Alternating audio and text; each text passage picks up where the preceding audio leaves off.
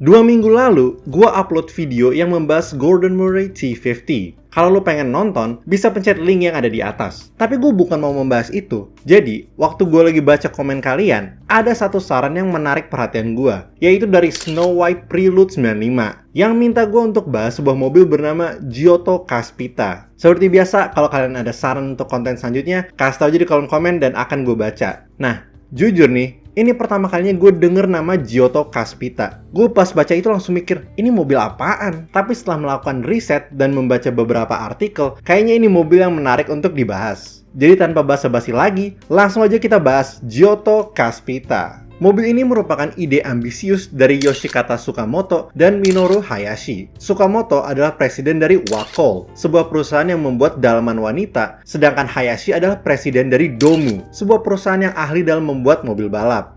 Mereka ingin membuat sebuah supercar dengan mesin di tengah, penggerak roda belakang, dan memiliki badan yang ringan serta aerodinamis. Untuk mewujudkan ambisi tersebut, mereka menciptakan perusahaan bernama Giotto untuk mendesain mobilnya. Sedangkan pembuatannya dilakukan oleh Domu. Giotto bekerja keras untuk mendesain supercar ini, bahkan sampai membuat 200 proposal mengenai bentuknya. Setelah menyaring semua proposal tersebut, akhirnya mereka menemukan satu yang sesuai. Ini merupakan hasil karya Kunihisa Ito yang sebelumnya pernah bekerja untuk GM, Ford, Mazda, dan Nissan. Setelah bentuknya disetujui, Domu langsung bekerja untuk membuat prototipenya. Pada tahun 1989, Giotto Caspita dipamerkan pada Tokyo Motor Show. Keberadaannya di pameran tersebut menarik perhatian banyak orang. Bentuknya mengambil banyak inspirasi dari desain mobil balap Grup C. Sangat rendah, lebar, dan mulus.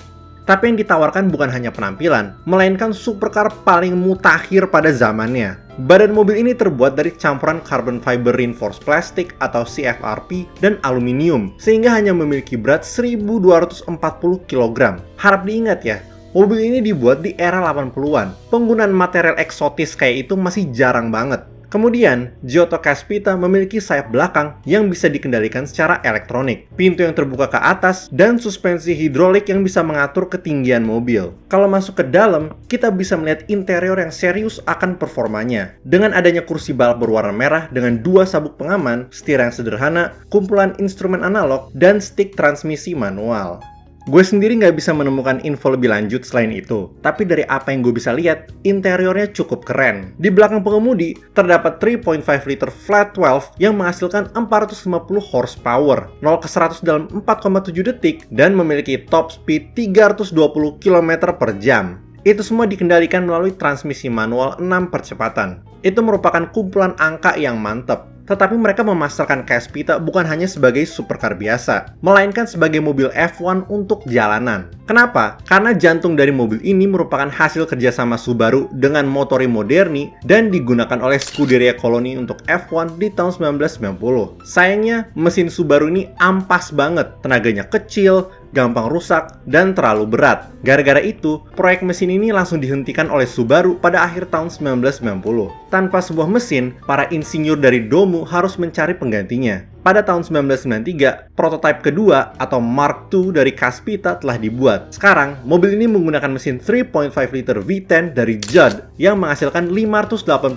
horsepower, 0 ke 100 dalam 3,4 detik, dan bisa mencapai top speed 325 km per jam. Perubahan yang terjadi bukan hanya pada mesin, tetapi juga pada desain eksteriornya. Mungkin nggak signifikan, tapi kalau lo perhatikan baik-baik, Caspita Mark II memiliki lampu depan, lampu belakang, dan sayap belakang yang berbeda. Ketika gue perhatikan mobil ini, gue langsung mikir, bentuknya agak mirip sama XJ220.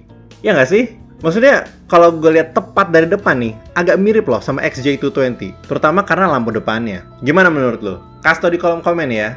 Caspita direncanakan untuk dibuat sebanyak 30 unit dengan harga $700.000.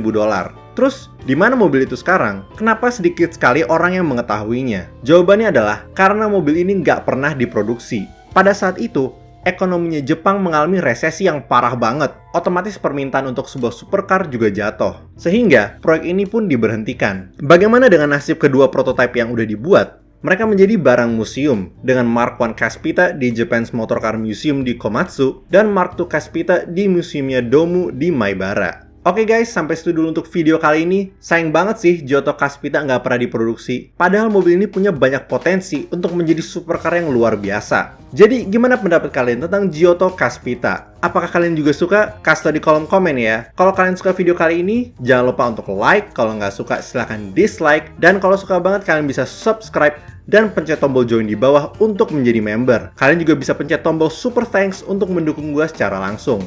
Makasih banyak guys!